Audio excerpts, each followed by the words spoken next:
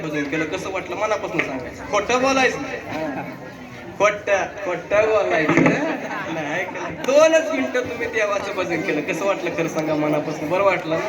मग मला सांगा 2 मिनिटं तुम्ही देवाचं भजन केलं, ती आई म्हणते छान वाटलं, इकडं आवाजाला बरं वाटलं, इकडं आवाजाला समाधान मिळालं, इकडं आवाजाला आम्हाला शांती मिळाली. मग 2 मिनिटाच्या देवाच्या भजनानं जर एवढं मिळत असेल तर आयुष्यभर देवाचं भजन केल्यावर कसं वाटलं आहे का नाही? पण आम्हाला महाराज तेवढं सोडून बोला आहे का नाही, आम्हाला बाकी सगळं जमते पण भजनाचं इकडं कवा भेटतं. महाराज इट्टर म्हणलं का टाळी वाजवत नाही, पण तोच गडी पत्त्याची पानं खेळायला बसला मग ताव